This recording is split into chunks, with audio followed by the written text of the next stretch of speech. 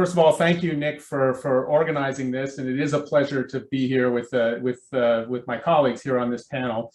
I'm going to be talking about using phones for personal sensing and mental health. This will be a very quick overview of some of the work that we've done over the last 8 to 10 years. So the first study I want to mention, this is an early study we did, and I think I can take this chat off so you don't have to see that.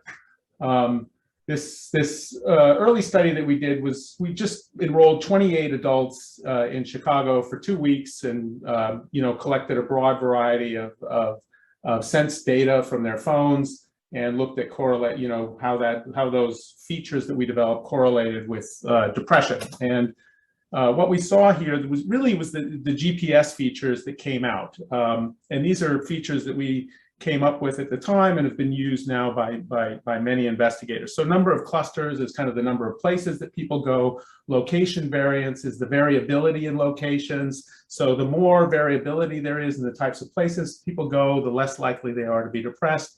Entropy kind of looks at how time is distributed across places. So the more kind of equal the distribution of time is across various locations, the less likely a person is to be depressed.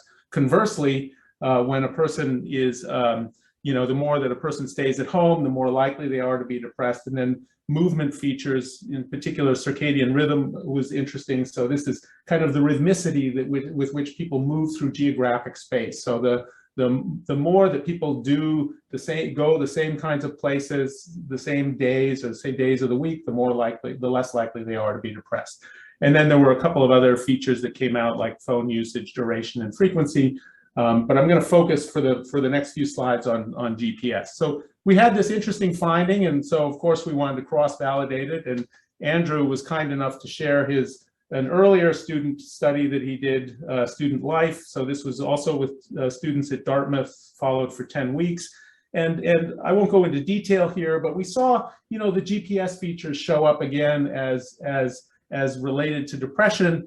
And in particular, it looked like the GPS features, were more related to PHQ-9, our measure of depression, at the end of the 10 weeks than at the beginning. I'll come back to that in a minute.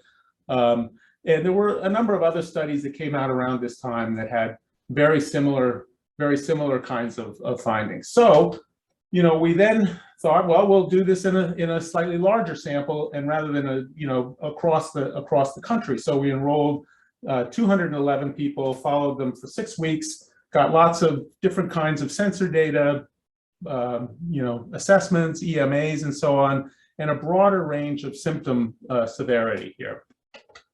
And we've got no significance for the GPS features whatsoever. So in some subsets, we saw some small effects, like for younger participants. We also saw a lot of these GPS features varied a lot by latitude. So a lot of this was done over the winter. So how people move in Minneapolis is going to be different than in Miami. Differences in rural versus urban. And so what we see here is that when we take these small studies, these early studies, where we get nice findings and we broaden them out, we see a big voltage drop. And we think this is really due to the expanded, heterogeneity and age and symptoms and how people use phones.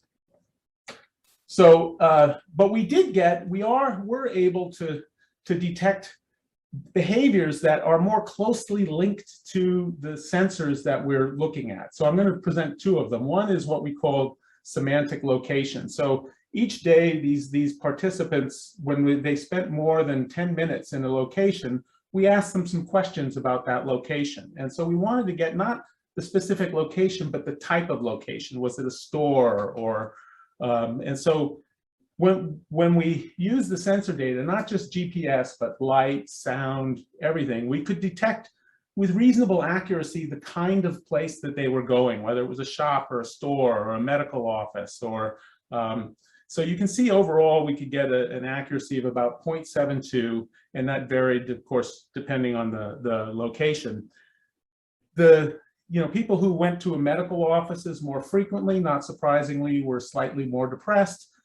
People who visited places of worship more frequently tended to be slightly less anxious, but overall, there was not a huge, these weren't hugely related to mental health. The other sense behavior that Andrew also mentioned is sleep. So we looked at, whether we could detect when they went to bed and when they got up, and we got accuracies of about, 90%. And this is within a 10-minute window, and this is pretty consistent. There've been a lot of, studies that have demonstrated that this is effective, including Andrew and Tanzeem, who's going to be talking. And the point that I want to make here, and so this, for younger people, like sleep can be detected if the phone's off, right? So most young people, if the phone's on, they're probably awake. If it's off, they're probably asleep. When people are a little older, if you add light, so if it's dark, if it's quiet, they're more likely to be asleep. So the thing is, if you can, we can probably do a pretty good job of detecting specific behaviors if you can kind of understand how the sensors relate to the behavior.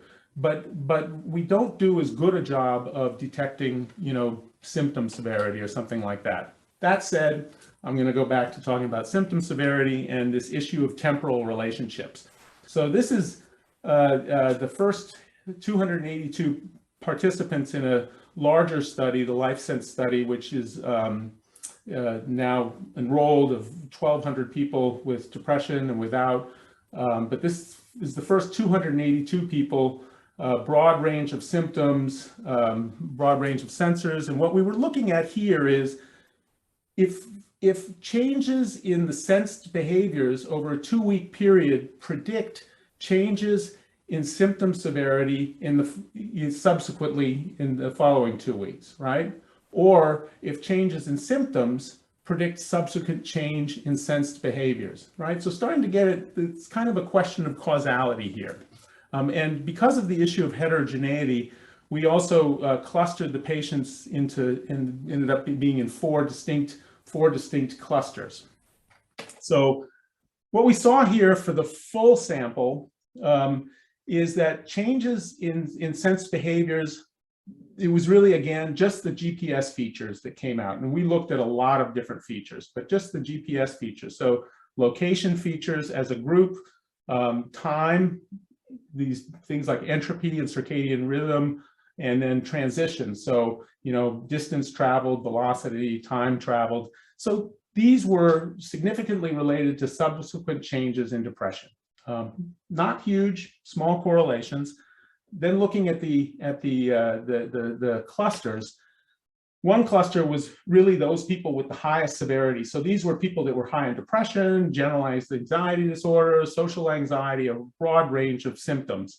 And we see here the GPS features come out significant, again, stronger, not huge, but stronger than for the full sample. And then active apps. So people who use more apps where their app use increased, their symptoms tended to decrease. And then there were a couple of clusters that were kind of moderate severity, so depression and generalized anxiety. And so a couple of location features were somewhat related. Depression and social anxiety, nothing. Low and minimal symptoms, again, nothing. So it suggests here that really, symptoms people with the highest kind of symptoms, this kind of sensing may be more useful than in other groups of patients. Then looking the other direction, do changes in symptom severity predict changes in sensed behaviors? Nothing came out. So really what we're seeing here is a directional relationship where changes in how we move through geographic space seems to be associated with subsequent changes in depression. I think that was kind of an interesting finding. And the last behavior I want to talk about is sentiment analysis, our language, right? So what do we use? Phones were originally to communicate. And so language is something that may have a lot of, should have a lot of meaning embedded in it. So we looked at 219 people in this study who had, 100 plus outgoing SMS messages. And I want to emphasize, we did not pull their text message, the raw text messages. We ran sentiment libraries over the text messages on their phones and then transmitted the scores from the lexica. And so for these correlations, there's two columns of correlations. One is the univariate correlation with the PHQ-8, and then the partial correlation partials out their baseline PHQ, so sort of starts to look at change in depression.